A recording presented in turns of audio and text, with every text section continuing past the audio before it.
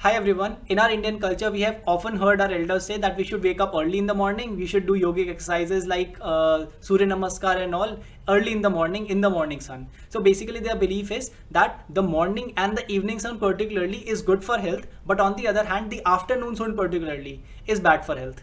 And sometimes people, when try to give reasons related to why afternoon sun is bad, some people say it causes cancer also. So in this video, we're going to discuss, is this even true? Is it that afternoon sun causes cancer and morning and evening sun are different? Because in the end, the sun is the same. How can have different effects at different times of the day? So let us look at it. So coming to the point, first of all, you must have heard your elders say that the morning sun contains something called vitamin D. And that vitamin D is important for our body. That is why we should sun in the morning or the evening sun. Of course, that is not true. Just imagine, sunlight is a radiation. How can it contain a compound called vitamin D? Of course, it's not like vitamin D is getting created inside the sun and then it is traveling to the earth and then being absorbed by our body. That is the first misconception that I want to break over here. Sunlight does not contain vitamin D. In fact, the constituents for vitamin D are already present in our body. The sunlight's radiation acts as a catalyzer. It stimulates the processing of that vitamin D in our body, which is produced inside our body itself through this process. So that is the first thing that we should keep in our minds. Now there are many research papers also based on this, which you can read. There are plenty of research papers you can find on Google Scholar. And here I want to talk about, first of all, the different kinds of radiations which are there in the sunlight. Basically, there's electromagnetic spectrum, which you must know that there are different frequencies of light coming from sun also, and every radiation has all of them, right? So basically, one important radiation over here is the ultraviolet radiation, which you must have heard of. Basically, it is more energetic than visible radiation. So ultraviolet is also actually of three different types. First of all, there is UVC, which is far UV, UVB, and then there is also UVA. So UVC is comparatively the most energetic one, most toward X-rays, and UVA is little bit towards the visible radiation. So in this order, basically these are in the decreasing order of their energies. Now you must have also heard of ozone layer, which constitutes of ozone molecules surrounding the earth. So light coming from sun is getting absorbed by it, particularly ultraviolet, and it makes ozone undergo a chemical reaction on this layer. So that is why it is absorbed basically. The point over here is that the radiation coming from ozone, most of the UVC is being absorbed. Almost 0% of it is reaching the earth. UVB also is absorbed to its most extent, like almost 1% reaches only earth, and UVA is absorbed least. That is also like 95% is absorbed, only 5% is reaching. So UVC almost does not even reach the very high energetic UVC. So UVB and UVA are those radiations which are reaching the earth, absorbed by our body, particularly by the DNA and RNA, which makes it harmful. So that is what we are going to talk about now. So coming to the two types of ultraviolet, first one was UVB, which was reaching the skin. Now UVB is a little bit smaller wavelength side. So basically it does not penetrate deeper into the skin. That is a fact in physics. Larger wavelengths penetrate deeper, smaller wavelengths do not. So it is mostly absorbed because it is shorter wavelength. It is mostly absorbed by the outermost layer, which is the skin. It does not go deeper.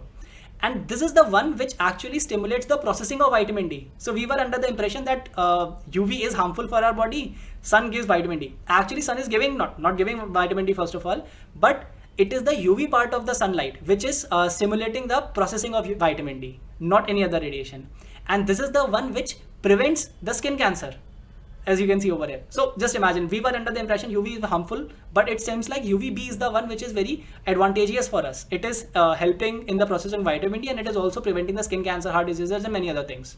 And as I mentioned, it does not penetrate deeper into the skin. Now UVA on the other side is basically a little bit larger wavelength, so it penetrates deeper into the skin. And this is the one which damages the DNA in the skin cells, causing cancer. And also it is responsible for causing the wrinkling of the skin. And so they say that excessive exposure to UV causes the skin cancer because of UVA. So UVA has a negative side because it causes the wrinkling of the skin, and it also causes skin cancer, damage to the DNA and RNA. But UVB on the other side is preventing the skin cancer. So it's like it's a double-edged sword. Now, is it harmful overall sunlight, or is it fine? Is it damaging more, or is it repairing more? So the story is just only half dictated till now. Now there's another side of it, which is the infrared radiation in the sunlight. Now infrared on the other side has this positive sides, mostly because it first of all repairs, and it also prepares the skin for the damage caused by the UV radiation. So we mentioned wrinkling of skin is caused, that is being repaired by it. Then what should we conclude then? Because infrared is just advantageous, but UV seems like advantages also, disadvantages also. Now there's another concept to it, which is the scattering of light. Basically, when it is the afternoon time, the noon time, the sun's light is traveling shorter distance to reach the surface of the earth. And on during sunrise or sunset, it is traveling larger distance, as you can see over here. So as a fact, shorter wavelengths scatter the most, for example UV, and smaller wavelengths scatter the least, for example infrared. So the point is, during the noon, when scattering is less, so UV also travels through it and reaches the earth, and infrared also reaches the earth. But particularly during sunrise or sunset, in the morning or evening time, the infrared only is able to reach because it is larger wavelength. UV basically scatters away. So only the positive part of the sunlight, which is infrared, it actually reaches earth and repairs our skin cells for the damage from the day. And no UV is able to reach, or I should say minimum UV is able to reach from the sun to the earth during the sunrise and the sunset. So coming to the conclusion now, UV is the one which prevents the causing of cancer if exposed to in moderate amount, and it also stimulates the process of vitamin D. On the other side, UV is also the one which causes the cancer because of some other effect, because of the other part of UV, and it causes wrinkles also and other skin problems. But IR on the other side heals the skin from the damage from UV, and the morning and the evening sun particularly has more infrared than UV. So if in future an elder says that sit in the morning sun because it has a lot of vitamin D, tell them that vitamin D is present throughout the day. It's just that the other damages which are caused in the day are not present in the morning sun.